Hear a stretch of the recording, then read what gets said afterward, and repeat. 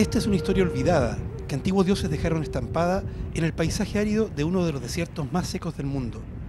Y curiosamente, tiene que ver con la economía, la ingeniería y el agua, con la vida y con el comercio.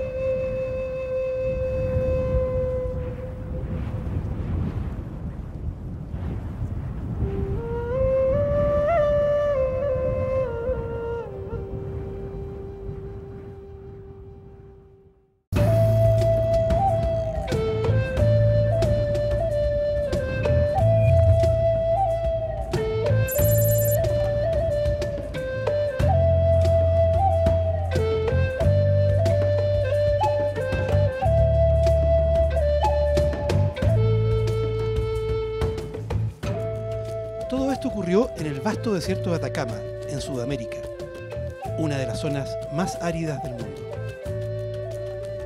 Aquí tengo una botella de agua que representaría el desierto de Sahara. Ahora, si nos vamos a otro desierto, el de Mojave. Ahí está el de Mojave. Este es todo el agua que recibe. Y Tarapacá, donde estamos nosotros. Ahí. Eso es Tarapacá. Eso es lo que recibe el agua de Tarapacá. Comparado con los demás desiertos, casi no cae nada de agua, o sea, nada. Sin embargo, nuestro desierto mantiene una contradicción maravillosa y que actualmente no se comprende adecuadamente.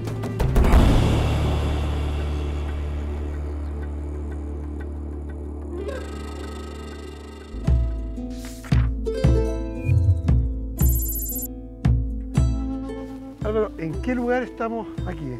En este momento estamos en el extremo norte de la Pampa del Tamarugal y este paisaje que se observa bastante desértico y seco, no obstante ello, en forma paradojal, te voy a demostrar cómo en el subsuelo de él está la existencia de un gran lago subterráneo, el cual se denomina como el lago Soleá.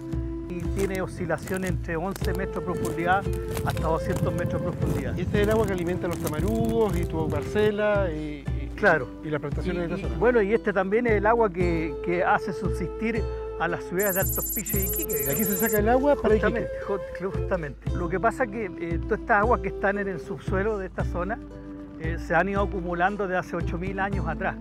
Y las escorrentías actuales que están haciendo de una u otra manera tener los niveles que tiene actualmente este lago subterráneo son escorrentías superficiales de los ríos de Tarapacá, del sector de Aroma, de Curaña, de la quebrada Juan de que Molares, alimentan este gran acuífero. Que están alimentando en un porcentaje inferior, por supuesto, a toda esa gran depositación de agua que se produjo hace 8.000 años atrás. O sea, técnicamente el agua con que nos duchamos en Iquique podría tener miles de años.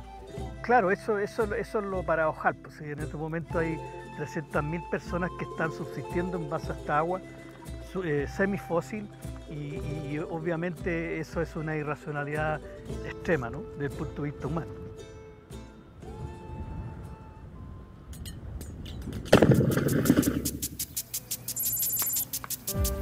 Algo que lamentablemente no se entiende en las ciudades donde se riegan intensamente prados de especies no adaptadas al desierto y se consume mucha agua durante gran parte del día, olvidando que vivimos en el desierto más árido del mundo. Pero esto no siempre fue así.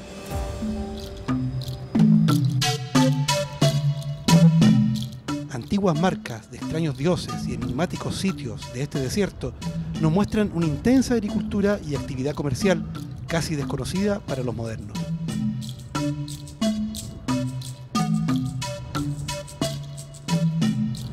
Esto no es nuevo. Hace unos 3.000 años, varios pueblos aquí en el desierto de Atacama utilizaban sus escasos recursos de una manera muy eficiente.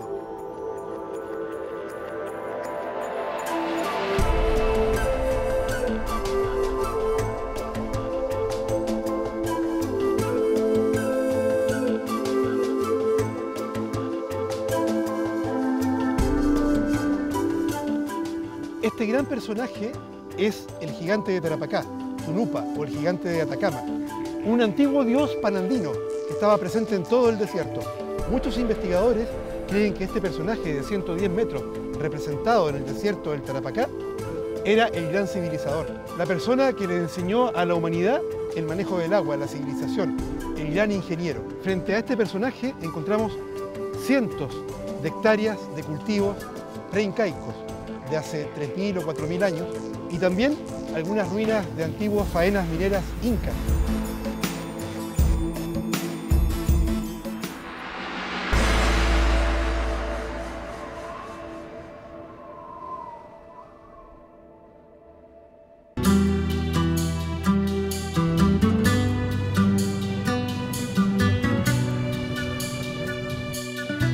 Buscando evidencias que muestran cómo los antiguos habitantes del desierto utilizaban prácticamente todos los recursos que aquí existen, reutilizando, reparando y aprovechando en forma inteligente los escasos elementos naturales de que disponían, los científicos están demostrando que hace unos 3.000 años algo sorprendentemente parecido a lo que hoy denominamos estrategia de la economía circular estaba siendo utilizada para hacer producir estas áridas tierras.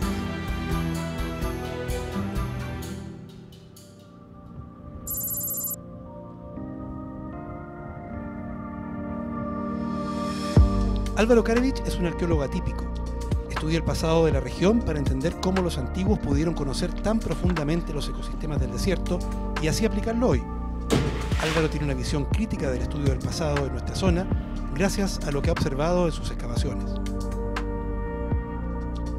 Es contradictorio que el agua defina todo lo que ocurre en el desierto más árido del mundo.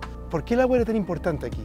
No solamente por el concepto de vida, sino que el manejo y el uso que hacían del agua ellos, ¿era eficiente o había más disponibilidad? No, ellos eran absolutamente conscientes de la escasez del recurso. Ya estamos hablando de hace 2.500 años atrás. De hecho, cuando se conoce Ramaíta, que es uno de los sitios arqueológicos paradigmáticos de este desierto, podemos observar, por ejemplo, que ahí están los reservorios de agua.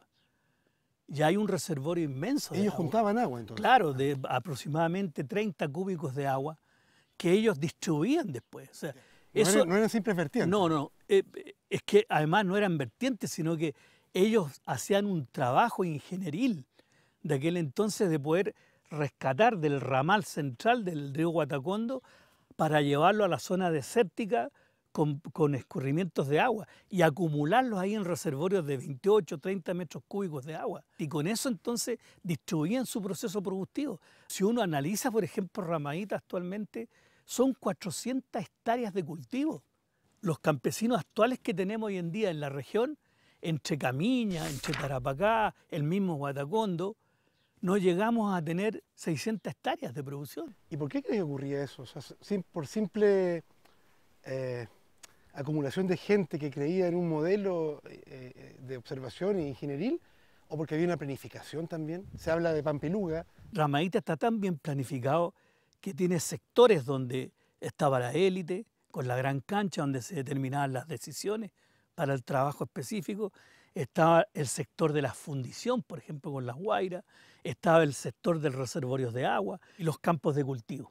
Entonces había todo un proceso de organización social que implicaba una planificación para trabajos varios, porque la economía era diversificada. No era una economía solamente agrícola, era una economía alfarera, era una economía de madera, era una economía alimenticia, por supuesto. Para que exista una diversificación de la economía, tiene que haber una organización social donde se determinen los trabajos. Es decir, las antiguas culturas del Tamarugal observaban y aprendían de la naturaleza para fabricar todo lo que les era necesario, aprovechando y cuidando los escasos materiales que les entregaba el desierto. Algo muy similar a lo que hoy llamamos economía circular, que es una moderna alternativa a nuestra actual economía del derroche, del usar y botar. Lo espectacular es que hace miles de años, muchos de sus principios ya se utilizaban aquí para cultivar extensos campos agrícolas, fabricar vasijas, herramientas y vestimentas. Todo esto con los mismos recursos que hasta el día de hoy podemos ver en el desierto. Muchas de estas antiguas técnicas siguieron utilizándose incluso hasta la época de Salitre.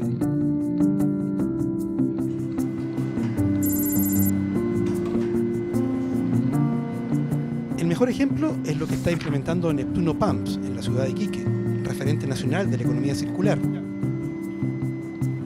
ecodiseñando piezas de alto nivel tecnológico para la industria minera local, ha logrado reducir los costos propios y de sus clientes en un 40%.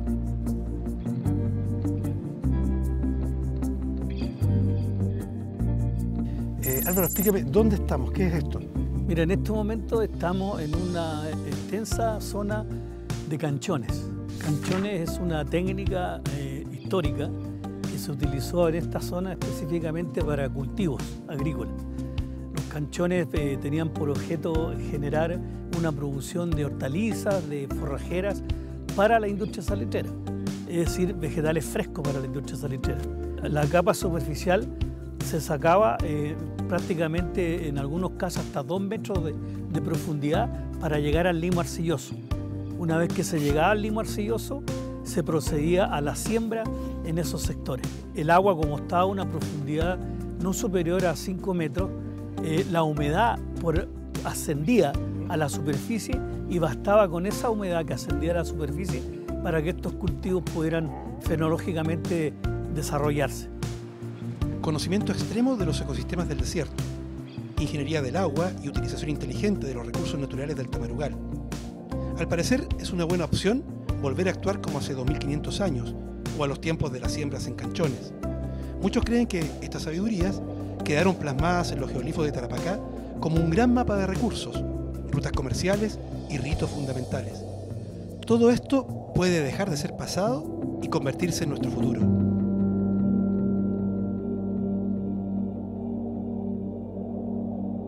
Desde hace unos años, precisamente bajo estos bosques de tamarugos, una pareja conformada por un científico y una diseñadora apostaron por esta forma de vida y atraen hasta su emprendimiento turistas exigentes y experimentados que buscan nuevos destinos.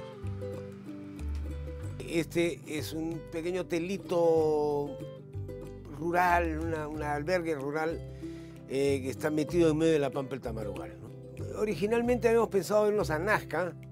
Aquí la Pampa del Tamarugal es muy parecido al desierto de Nazca. Son como hermanos gemelos, ¿no? La Pampa del Tamarugal es una joya en bruto, es un diamante en bruto.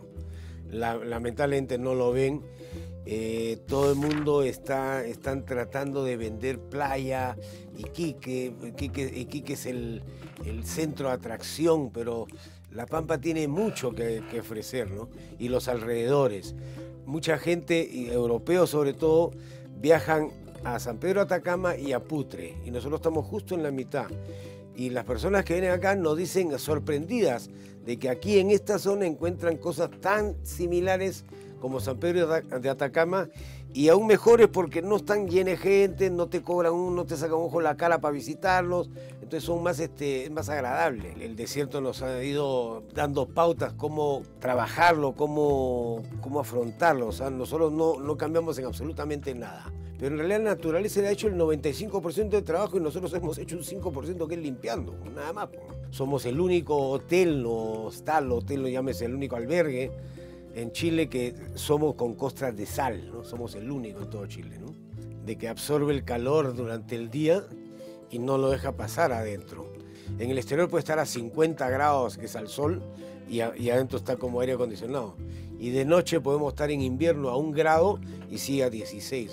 Pero además hemos utilizado un método también incaico, pre-inca, que es, lo mezclamos, el barro le metemos jugo de cactus. Y resultó perfecto. O sea, no lo inventé yo, eso lo vienen haciendo los mochicas desde 200, 500 años de Cristo. Llegáis con un montón de ideas y creéis que se pueden hacer muchas cosas, pero con el correr del tiempo te vais dando cuenta que no tenéis que traer las ideas de afuera, que tenéis que mimetizarte, tenéis que meterte, tenéis que entender tu entorno. Hemos aprendido a darle la mano al desierto y a caminar con él.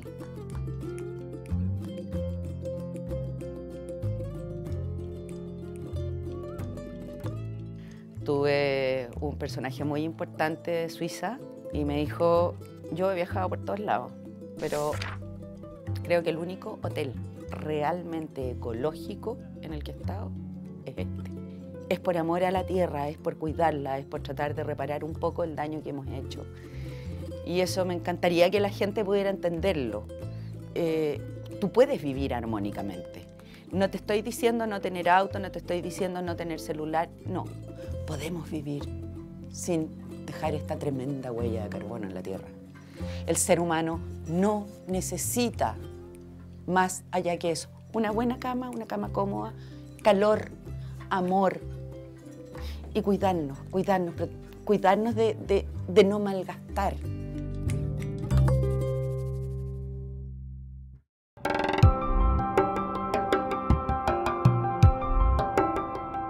Experiencias como esta lo permiten las extensas hectáreas de bosque de tamarugos, una especie endémica de la zona. Sin duda, un recurso económico renovable que hace miles de años permitió la vida en el desierto. La Corporación Nacional Forestal se encarga de cuidarlos y ponerlos en valor. Los bosques de tamarugo son muy importantes para el ecosistema del desierto absoluto.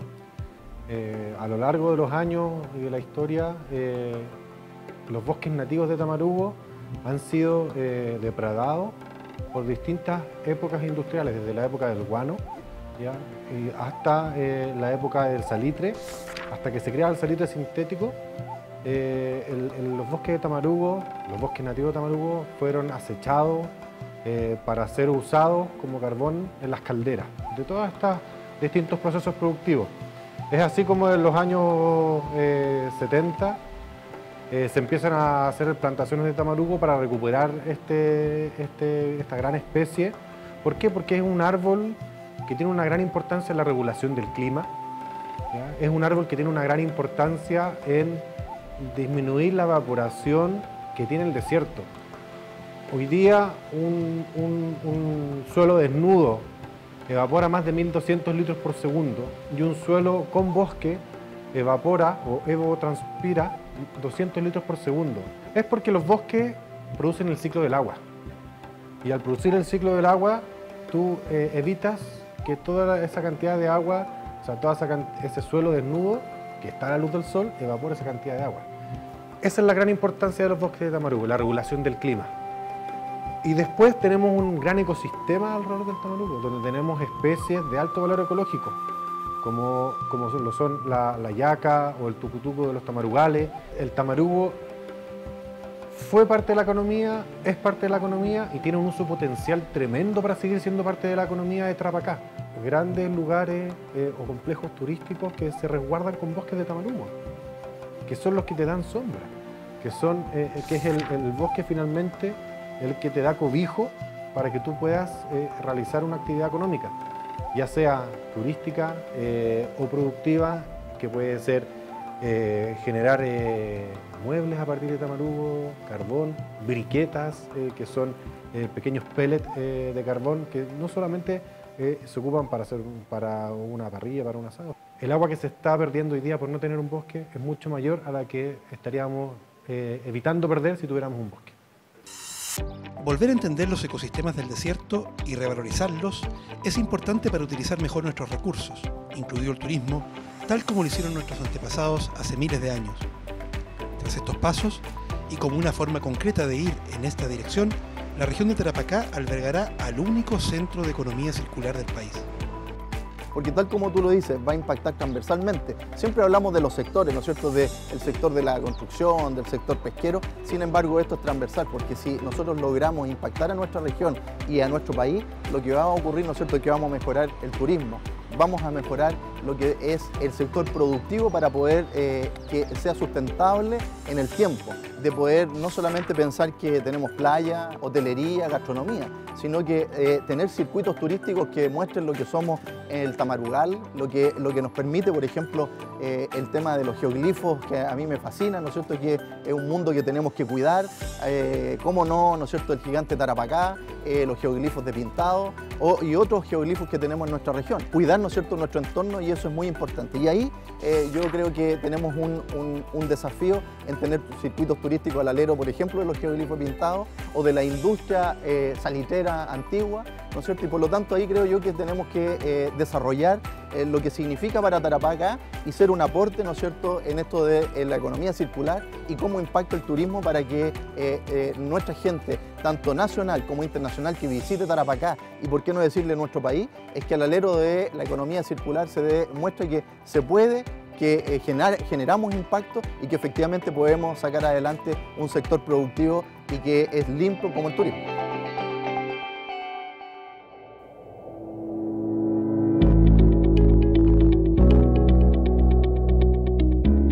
Para saber si una región puede vivir económicamente de la sustentabilidad, utilizando incluso antiguos saberes, fuimos al encuentro de uno de los científicos más importantes del norte grande chileno.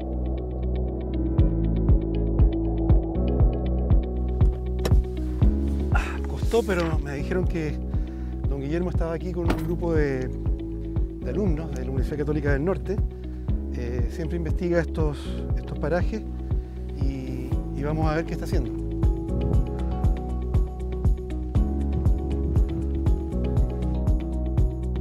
Don Guillermo, ¿cómo está? Don Guillermo, ¿haciendo clase? Me dijeron que lo podía encontrar aquí. Sabía que me podía encontrar. Haciendo clases, ¿no? Sí, pues. Hola, ¿qué tal? Hola, ¿cómo están? Consuelo, Alumnas. Camila, alumna, sí. Alumna. Bueno, estamos recorriendo la región, me dijeron que lo podía hallar aquí Sí, y la verdad es que el paisaje es impresionante. Nunca había estado aquí. como todos los paisajes del desierto. ¿Sí? ¿Qué está haciendo concretamente aquí? Estamos haciendo geología, estamos mostrando la sierra de Pintado, que es esa que está acá. ¿Me puede acompañar para allá, por favor? Porque Sí, cómo no. ese es lo que quiero. Estamos investigando sobre geoglifos, economía, Ujú, por qué la presencia humana en esta zona. ya. Y la verdad es que uno se impresiona de que todo, no hay nada, aparentemente. ¿Por qué tanto camino prehispánico, tanto geoglifo en esta zona? Aquí en el pasado, en tiempos prehispánicos, había una conexión entre lo que era la costa y lo que eran los Andes, e incluso al otro lado de los Andes.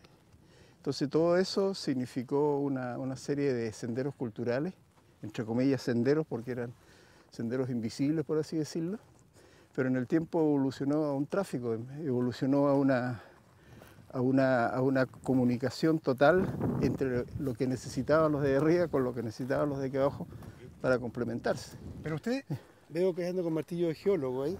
Es que es parte ¿Qué están buscando concretamente aquí? ¿O qué Es- está explicando la alumna? No, lo que estoy explicando es que todo esto es un terreno que presenta varios misterios, digamos.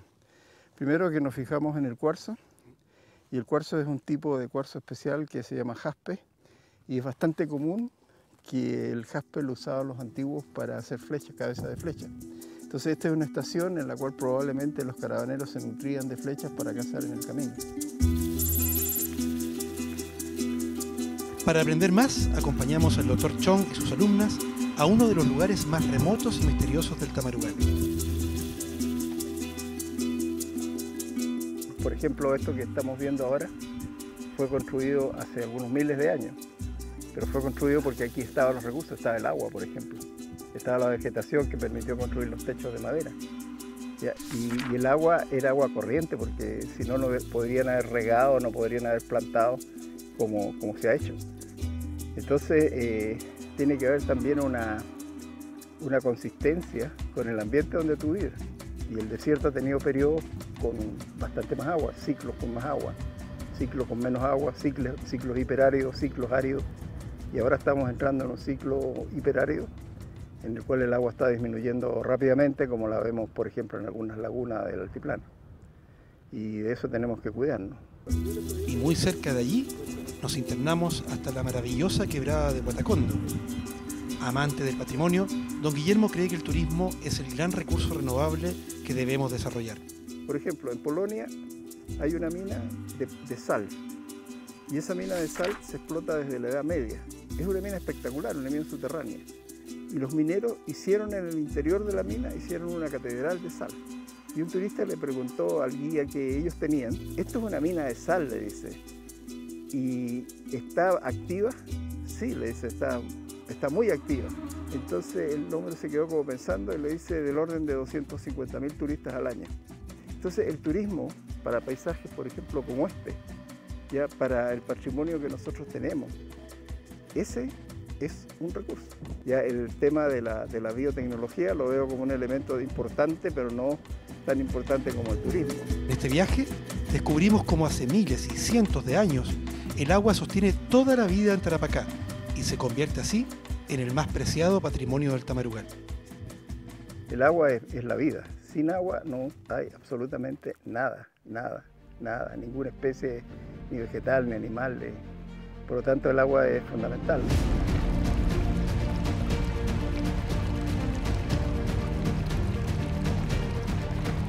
Desde las alturas de los Andes hasta las costas del Pacífico, las pequeñas gotas de agua cierran el gran ciclo de los círculos del desierto.